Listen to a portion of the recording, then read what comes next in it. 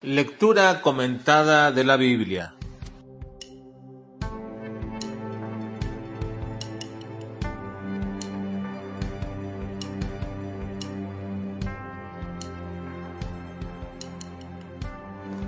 Segundo libro de Samuel, capítulo 10 al capítulo 12. Barba raída, pecado ignominioso de David, parábola acusadora, Jehová hiere a un niño.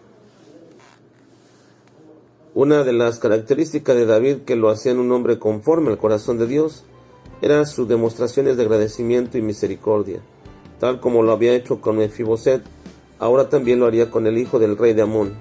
Había muerto su padre y David envió hombres para hacerle consolar, porque su padre Naas había mostrado también misericordia con David. Y no sabemos cuándo y cómo fue eso, pero quizás fue cuando David estaba huyendo de Saúl. Pero a diferencia de Mefiboset, Anún no aceptó la muestra de misericordia. Los príncipes de los hijos de Amón eran los jefes de los amonitas. Aparentemente todavía estaban ofendidos por el duro trato de David que le había dado a sus aliados moabitas. Así que indujeron a Anún a tratar mal a estos enviados de David. Les raparon la mitad de la barba. Para la gente de esos lugares, la barba se consideraba la principal de las características masculinas. Esta situación era considerada un gran insulto para estas culturas que muchas de las veces preferían morir que dejar que alguien les cortara la barba. Normalmente los esclavos usaban sus rostros lampiños y los libres la barba. Aparte, también les cortó las túnicas hasta la mitad debido a que no usaban ropa interior. Esto fue muy vergonzoso y aún mucho más a estos hombres.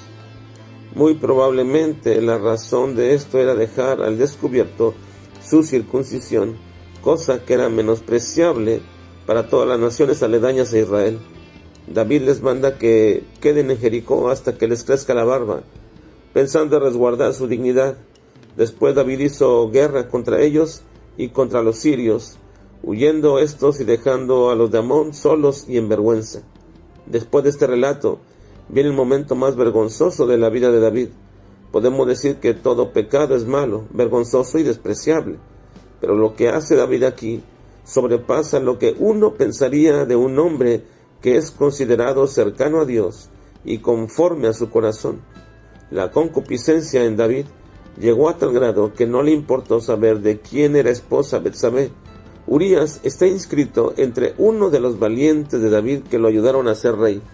Sin embargo, pudo más el deseo de David y después de su cinismo para tratar de encubrir su propio pecado, puesto que después de que tomó a Betsabé, supo que ésta estaba encinta, así que para tapar este pecado, manda traer a Urías para que vaya a su casa y se acueste, y todos supongan que el hijo que va a tener es de Urías.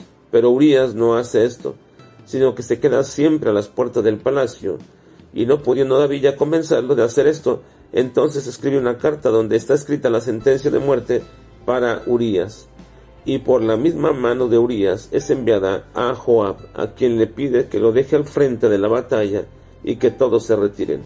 Y así aconteció. Joab le manda decir a David que ha muerto Urías, tal como él se lo había pedido, y la desfachatez y cinismo de David sigue siendo insuperables, porque le dice a Joab que no tenga pesar por esto, porque así sucede. La espada consume a unos ahora y también a otros. La mujer de Urías sabe que su esposo ha muerto, y después del luto David la manda a traer, y es ahora su esposa. Y aquí hay una declaración del narrador al decir así: mas esto que David había hecho fue desagradable ante los ojos de Jehová. Así que Dios manda al profeta Natán para confrontar a David con su pecado, y lo hace precisamente contando acerca de una historia de un hombre y su corderita y cómo le fue quitada por otro hombre rico para poder hacerle banquete a un invitado.